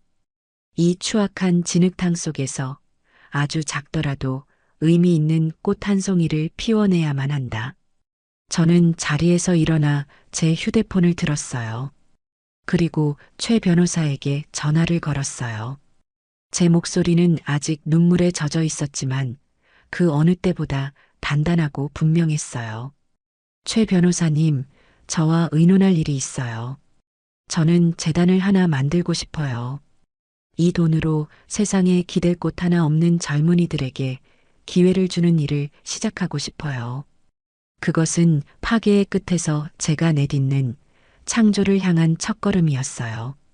제 아들에게 물려주지 못한 유산을 이제 세상의 아들딸들에게 나누어주는 새로운 삶을 시작하기로 결심한 순간이었어요. 전쟁은 끝났어요. 포효는 거쳤고 적들은 모두 무너져 내렸어요. 법정에서의 완벽한 승리, 며느리의 파멸, 그리고 제 손에 들어온 거대한 돈. 세상의 잣대로 보면 저는 의심할 여지 없는 승리자였어요. 하지만 제게 남겨진 것은 승리의 깃발이 아니라 모든 것이 사라져버린 폐허 위에 홀로 부는 바람 소리 같은 깊고 무거운 침묵이었어요. 낮에는 변호사와 회계사들을 만나 재단 설립을 위한 실무적인 일들을 처리하며 억지로 분주하게 움직였어요. 하지만 해가 지고 작은 아파트에 홀로 남아 현관문 잠그는 소리를 듣는 순간이면 어김없이 거대한 고독이 파도처럼 저를 덮치곤 했어요. 저는 재단 설립에 미친 듯이 몰두했어요. 그것은 제게 남은 유일한 탈출구이자 공허한 마음을 채울 수 있는 유일한 일이었어요. 변호사들과 함께 재단의 정관을 만들고 운영 방식을 구체화했어요. 저는 제 재단이 단순히 돈만 나누어 주는 곳이 되기를 원치 않았어요. 그래서 지원 대상을 보호 종료 아동, 즉 만 18세가 되어 보육원을 떠나 홀로 세상에 나서야 하는 청년들로 한정했어요. 세상으로부터 이른 나이에 내쳐진 그 아이들의 모습 위로 제 아들 민식이의 얼굴이 겹쳐 보였기 때문입니다. 제 아들도 결국은 제품을 떠나 세상에 홀로 내쳐진 셈이니까요. 저는 그들에게 단순히 장학금만 주는 것이 아니라 사회에 잘 정착할 수 있도록 작은 보금자리를 마련해주고 진심으로 그들의 어른이 되어줄 후견인들을 연결해주는 일까지 계획했어요. 제 아들에게는 해주지 못했던, 어쩌면 제가 해주었어야만 했던 진짜 어른의 역할을 이제라도 세상의 다른 아들, 딸들에게 해주고 싶었어요. 그렇게 제가 새로운 삶을 설계하며 바쁘게 움직이는 동안 제 진짜 아들 민식이는 스스로를 깊은 유배지로 내몰고 있었어요. 아들은 법정에서 그 모든 진실을 마주한 그날 이후 마치 연기처럼 세상에서 사라져버렸어요. 휴대폰은 꺼져 있었고 살던 빌라의 월세 계약도 해지한 뒤였어요. 저는 애써 아들의 소식을 외면하려 했지만 어미의 마음이라는 것이 그리 쉽게 끊어지는 것이 아니더군요. 결국 저는 한 대표가 소개해 주었던 탐정에게 조용히 아들의 행방을 찾아봐 달라고 부탁했어요. 며칠 뒤에 도착한 보고서는 제 가슴을 산산조각 냈어요. 아들은 서울 변두리에 창문도 제대로 없는 비좁은 고시원 골방에서 지내고 있었어요. 화려했던 펜트하우스의 주인이 이제는 몸 하나 겨우 뉘을 수 있는 공간에서 숨죽여 살고 있었던 겁니다. 보고서에 첨부된 사진 속에서 아들은 새벽 인력 시장에 나가 막노동 일거리를 구하고 있었어요. 한때는 번듯한 양복을 입고 회사로 출근하던 아들이 이제는 먼지를 뒤집어 쓴 작업복 차림으로 낯선 공사장을 전전하고 있었어요. 그는 스스로에게 가장 가혹한 형벌을 내리고 있는 것이었어요. 보고서를 읽어 내려가던 제 손이 파르르 떨려왔습니다. 당장이라도 달려가 그를 끄집어내고 싶었지만 저는 가까스로 그 충동을 억눌렀어요. 지금 제가 찾아가는 것은 그를 구원하는 것이 아니라 그의 마지막 남은 자존심마저 짓밟아버리는 일이 될 터였어요. 그는 스스로의 힘으로 그 지옥의 바닥을 딛고 일어서야만 했어요. 저와의 관계 역시 마찬가지였어요. 제 친구 박 여사님은 아무리 그래도 어미가 먼저 손을 내밀어야지. 자식이기는 부모 없다잖나. 라며 저를 설득했지만 저는 단호하게 고개를 저었어요. 그리고는 박 여사님에게 제 속 깊은 마음을 털어놓았어요. 여사님, 민식이는 저를 단순히 배신한 게 아니에요. 그는 제 존재를, 제 정신을, 제 삶 전체를 지워버리려고 했어요. 그것도 자신의 아내와 한패가 되어서요. 용서는 제가 일방적으로 베푸는 선물이 될 수 없어요. 그것은 민식이가 스스로의 힘으로 걸어와야만 하는 길고 고통스러운 순례의 여정 끝에나 겨우 이야기해 볼 수 있는 겁니다. 그 아이는 제 아들이 되기 이전에 먼저 자기 자신에게 부끄럽지 않은 한 명의 인간으로 다시 태어나야만 해요. 그렇게 아들과 나 사이에는 무겁고 긴 침묵의 강이 흐르기 시작했어요. 저는 재단이라는 새로운 배를 만들며 강 이편에 서 있었고 아들은 죄책감이라는 깊은 강물 속에서 홀로 허우적거리고 있었어요. 우리는 서로의 존재를 느끼면서도 먼저 손을 내밀지도 소리내어 부르지도 못한 채 각자의 시간을 견뎌내야만 했어요. 시간은 죄책감의 무게만큼이나 더디게 흘러갔어요. 계절이 바뀌고 제가 세운 형자 청년 자립 지원 재단은 작지만 의미 있는 첫 발을 내딛기 시작했어요. 하지만 제 마음 한구석은 여전히 아들이라는 시린 바람이 부는 겨울이었어요. 탐정은 한 달에 한 번 아들의 근황을 짧게 보고해 왔어요. 아들은 여전히 공사장을 전전하며 하루 벌어 하루를 살고 있었고 좁고 어두운 고시원 방을 떠나지 않고 있었어요. 그는 스스로를 가장 낮은 곳에 가두어 놓고 세상과의 모든 문을 닫아건 채 속죄의 시간을 보내고 있었어요. 그러던 어느 날 아들의 삶에 작은 균열을 일으킨 사건이 생겼어요.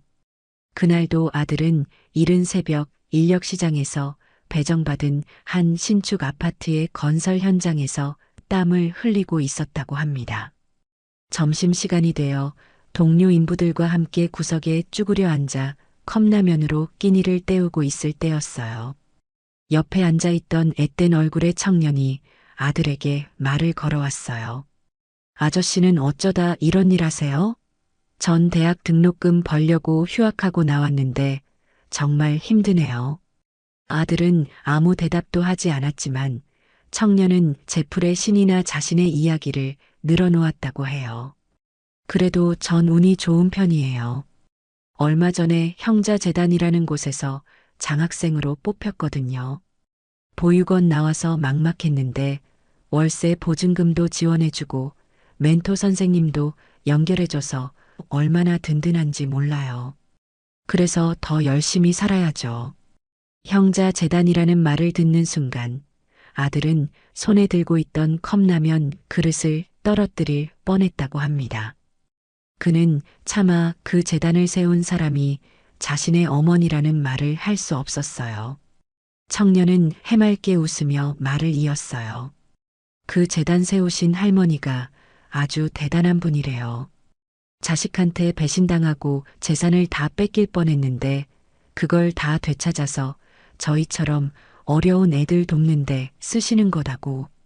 정말 영화 같은 얘기죠? 청년의 그 말은 아들의 심장에 수천 개의 바늘이 되어 박혔을 겁니다. 자신이 버리고 파괴하려 했던 어머니가 그 폐허 위에서 자신 같은 청년들을 위한 희망의 집을 짓고 있었다는 사실. 자신이 어둠 속에서 썩어가고 있을 때 어머니는 가장 낮은 곳을 향해 빛을 비추고 있었다는 진실. 그 거대한 무게가 아들의 굳게 닫혀있던 마음의 문을 부수고 들어왔어요. 그는 그날 일을 마치고 돌아오는 길에 동네의 작은 도서관에 들렀다고 합니다. 그리고 그곳에서 낡은 지역 신문을 뒤져 마침내 제 이름과 얼굴이 실린 작은 기사를 찾아냈어요. 형자 청년 자립 지원 재단, 따뜻한 첫걸음을 떼다.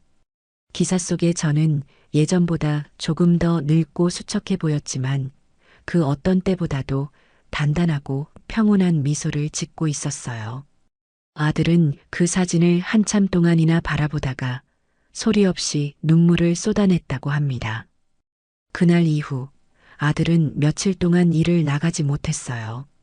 골방에 틀어박혀 자신의 지나온 삶과 마주하는 고통스러운 시간을 보냈어요. 그리고 마침내 그는 더 이상 도망칠 수 없다는 것을 깨달았어요. 그는 펜 대신 연필을 깎아들고 낡은 공책 위에 편지를 쓰기 시작했어요. 저에게 붙이지 못할 편지, 하지만 언젠가는 반드시 전해야만 하는 참회의 기록이었어요. 그는 며칠 밤낮에 걸쳐 수십 장의 편지를 썼다 지우기를 반복했어요. 그 편지에는 단 한 줄의 변명도 용서를 구하는 말도 없었어요. 오직 자신의 비겁함과 나약함, 그리고 탐욕에 대한 처절한 고백만이 담겨 있었어요. 어머니, 저는 그날 법정에서 어머니의 재산을 훔치려 했던 것이 아니었어요. 저는 어머니의 이름과 기억, 그리고 어머니의 삶 자체를 훔치려 했던 도둑이었어요. 제가 저지른 죄의 무게가 얼마나 무거운지를 저는 이제야 조금씩 깨달아가고 있어요. 이 죄는 제가 평생을 짊어지고 가야 할 저의 십자가일 것입니다. 아들이 그 고통스러운 참회의 시간을 보내고 있다는 것을 알게 된 저는 마침내 움직여야 할 때가 왔음을 직감했어요. 하지만 저는 아들 앞에 직접 나타나지 않았습니다. 그것은 아직 그에게 너무나 가혹한 일이 될 테니까요. 대신 저는 새벽 시장에 나가 가장 좋은 재료들을 사왔어요. 그리고는 아들이 어릴 적 감기에 걸렸을 때마다 끓여주었던 따뜻한 소고기 묵국과 그가 가장 좋아했던 달걀 장조림을 정성껏 만들었어요. 저는 커다란 보온 도시락에 갓 지은 밥과 반찬들을 가득 담아 해가 진 뒤에 아들의 고시원을 찾아갔어요. 그리고는 아들의 방문 앞 낡고 더러운 복도 바닥에 조용히 그 도시락을 내려놓았어요. 아무런 쪽지도 아무런 기별도 없이 저는 차를 타고 골목 어귀에 숨어 아들이 일을 마치고 돌아오기를 한참 동안이나 기다렸어요. 마침내 지친 발걸음으로 나타난 아들은 자신의 방문 앞에 놓인 낯선 보온 도시락을 보고는 한참 동안이나 그 자리에 우두커니 서 있었어요. 그리고는 아주 천천히 조심스럽게 그것을 집어들고 자신의 방으로 들어갔어요. 그날 이후 저의 몰래 저녁 배달은 매일 밤 계속되었어요. 그것은 용서가 아니었어요. 아직 살아남아줘서 고맙다는 어미가 아들에게 보내는 최소한의 생존 신호였어요. 매일 밤 방문 앞에 어김없이 놓여 있는 보온 도시락은 아들에게 구원이자 동시에 가장 큰 형벌이었을 겁니다. 뚜껑을 열면 피어오르는 따뜻한 김과 익숙한 음식 냄새는 그가 잊으려야 잊을 수 없는 어머니의 사랑을 떠올리게 했을 테니까요. 그는 아마 매일 밤 제가 해준 밥을 눈물과 함께 삼켰을 겁니다. 자신이 배신한 사랑이 여전히 자신을 먹여 살리고 있다는 사실에 죄책감으로 몸서리쳤을 겁니다.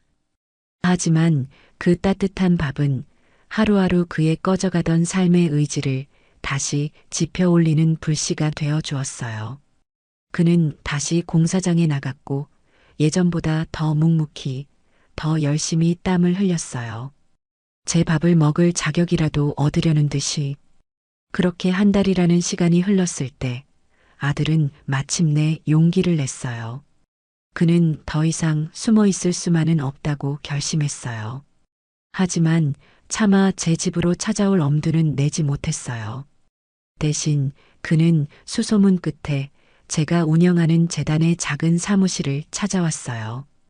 허름한 상가 건물 2층에 위치한 재단 사무실 문 앞에서 아들은 한참을 서성이다가 마침내 떨리는 손으로 문을 열었어요. 때마침 사무실에는 저 혼자 남아 서류를 정리하고 있었어요. 문이 열리는 소리에 고개를 들었을 때 저는 문 앞에 서 있는 아들을 발견했어요. 한 달 전 사진 속 모습보다도 훨씬 더 수척해지고 햇볕에 검게 그을린 얼굴. 하지만 예전에 공허했던 눈빛 대신 깊은 회한과 결의가 서린 눈으로 저를 바라보고 있었어요. 아들은 사무실 안으로 들어오지 못한 채 문턱에 서서 저를 향해 무릎을 꿇었어요. 그의 손에는 그동안 썼던 것으로 보이는 낡고 구겨진 공책이 들려 있었어요. 어머니 아들의 목소리는 심하게 잠겨 갈라져 나왔어요. 어머니, 제가 죽을 죄를 지었어요. 용서를 빌 자격조차 없다는 것을 압니다. 그저 제 입으로 어머니께 직접 죄송하다는 말씀을 드리고 싶었어요. 그는 이마가 바닥에 닿을 듯이 깊이 고개를 숙였어요. 저는 자리에서 일어나지 않았어요. 그저 제 책상에 앉은 채로 무릎 꿇고 있는 아들을 조용히 내려다볼 뿐이었어요. 사무실 안에는 아들의 흐느낌과 낡은 벽시계 소리만이 흐르고 있었어요. 한참의 침묵 끝에 제가 먼저 입을 열었어요. 제 목소리는 그 어떤 감정도 실려 있지 않은 마른 나뭇가지 같은 소리였어요. 일어서거라. 무릎을 꿇는 것은 세상에서 가장 쉬운 일이다. 진정으로 속죄하며 살아가는 것은 세상에서 가장 어려운 일이지. 너는 그중 어떤 것을 택할 것이냐? 제 말에 아들은 천천히 힘겹게 몸을 일으켜 섰어요. 저는 자리에서 일어나 아들을 지나쳐 사무실 한쪽에 있는 작은 서류 보관함으로 향했어요.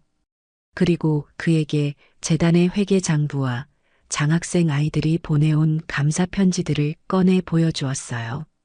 보아라. 이것이 너의 유산이다. 너와 네 아내가 그토록 지키고 싶어 했던 돈이 이제는 이렇게 새로운 생명들을 키워내는 씨앗이 되고 있다. 그리고 저는 아들을 똑바로 바라보며 그의 인생을 뒤바꿀 제안을 했어요. 너에게 물려줄 재산은 이제 단 한 푼도 남아있지 않다. 하지만 너에게 줄 일자리는 하나 있다. 이 재단의 가장 낮은 자리.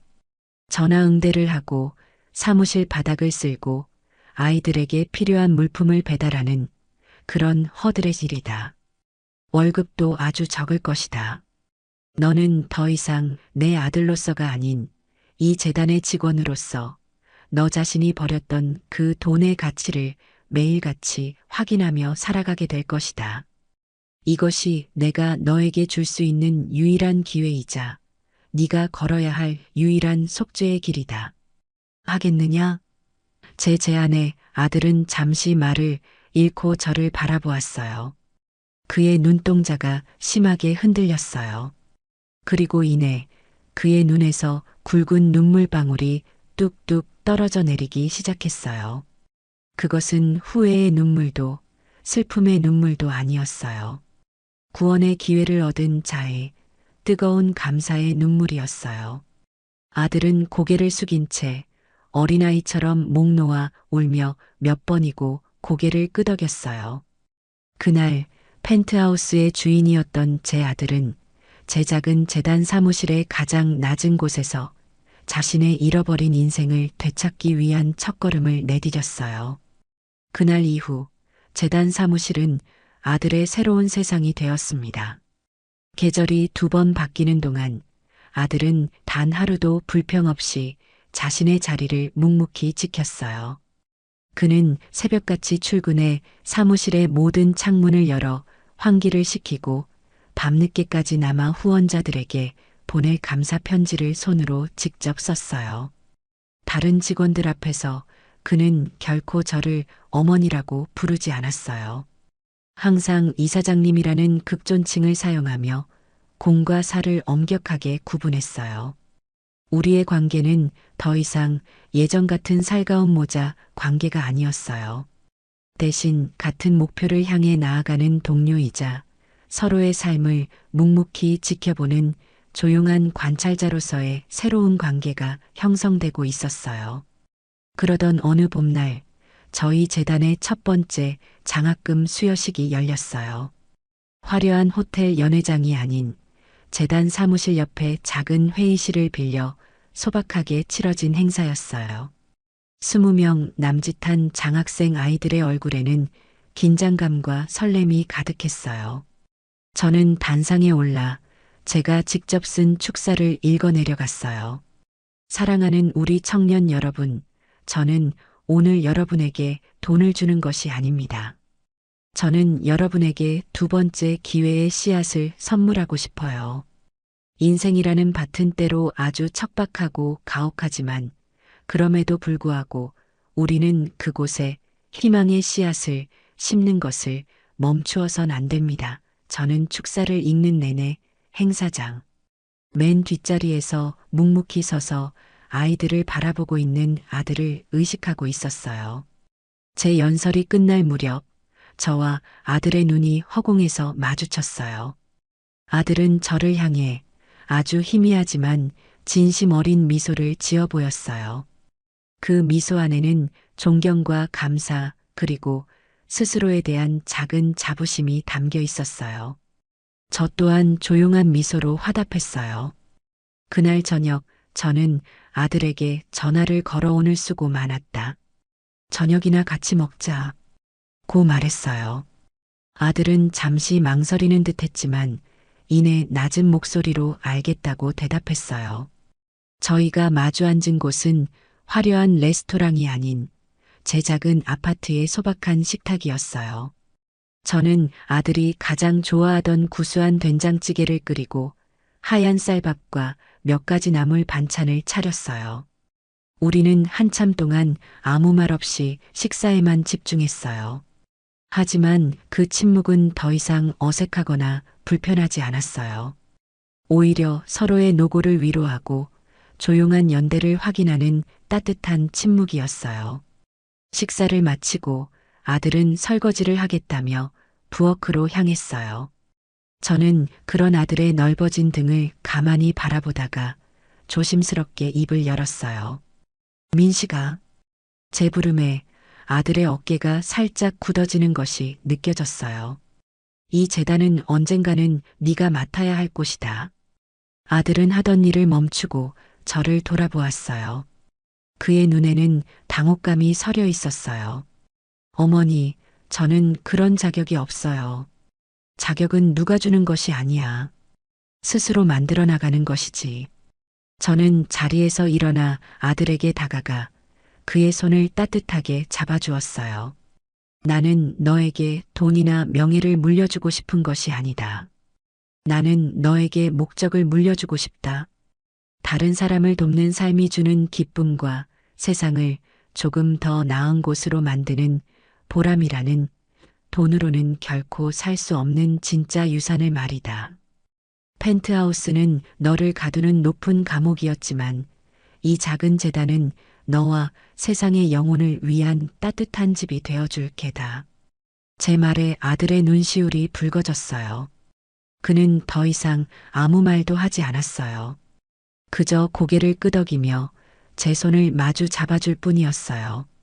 그 순간 우리 모자의 길고 길었던 전쟁은 비로소 끝이 났어요.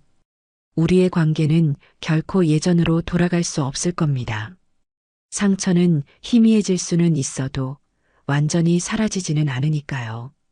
하지만 이제 우리는 알고 있었어요. 부서지고 깨어진 관계 위에서도 진정한 용서와 속죄라는 단단한 토대를 쌓아 올린다면 이전보다 훨씬 더 성숙하고 견고한 새로운 관계를 만들어 나갈 수 있다는 것을요. 그날 밤 우리는 함께 창밖을 내다보았어요. 저 멀리 보이던 펜트하우스의 불빛은 이제 더 이상 우리에게 아무런 의미도 갖지 못했어요. 대신 도시의 수많은 불빛들 하나하나가 우리가 앞으로 도와야 할 사람들의 살처럼 소중하고 따뜻하게 느껴졌어요. 그것이 바로 제가 제 아들에게 물려주고 싶었던 진정한 세상의 풍경이었습니다.